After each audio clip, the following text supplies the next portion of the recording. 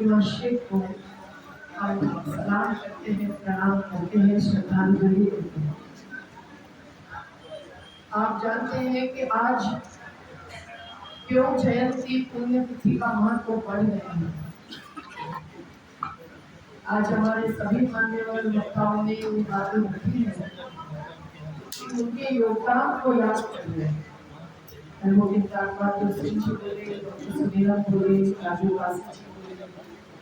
और निजामाबाद के भी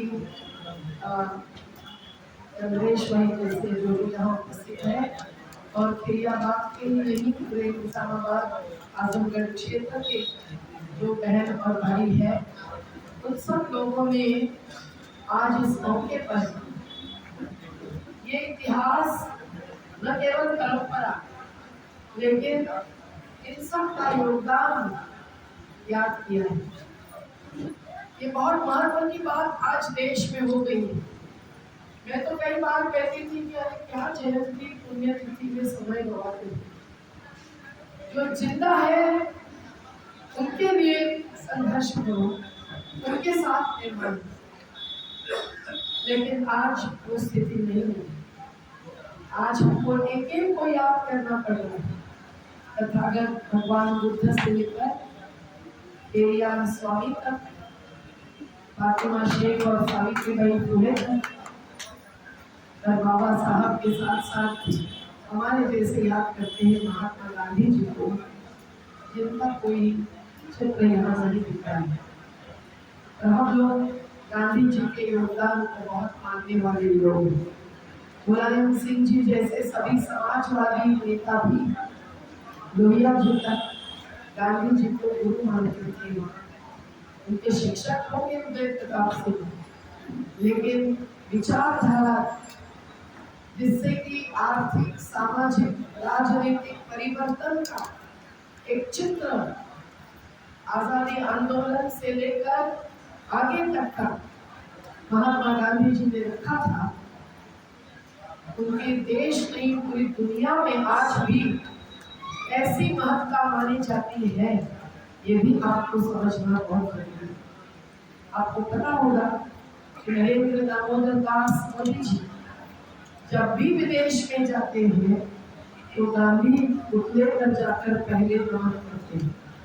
और जब G20 नाम का एक बहुत बड़ा कार्यक्रम दिल्ली में हुआ, जिसके लिए गरीब बस्तियों अपनी बहनों के जैसे घरों को उछाड़ा गया, एक बस्ती की रेखा हमारे कार्यक्रम में जो उस पर ही कार्यक्रम था G20 के खिलाफ।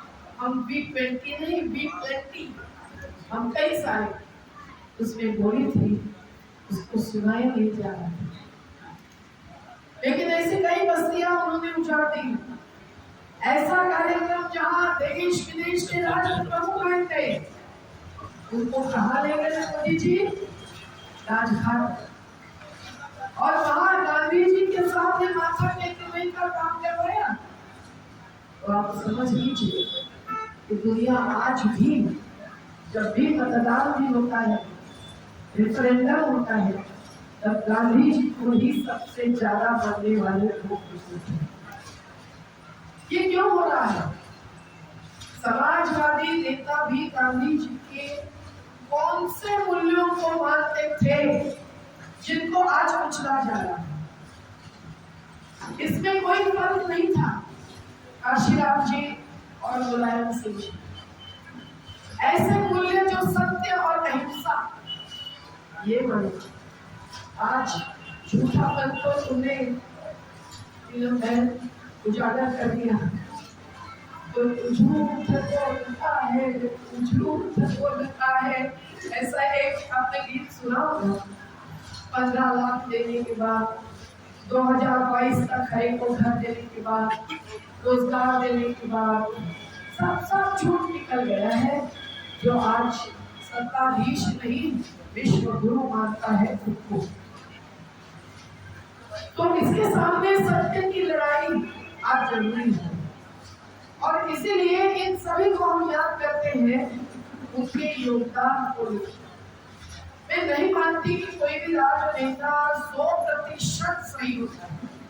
कोई सामाजिक कार्यकर्ता भी 100% सफल नहीं होता है। मेरे बारे में तो जो बोला गया मेरे को शर्मिंदा।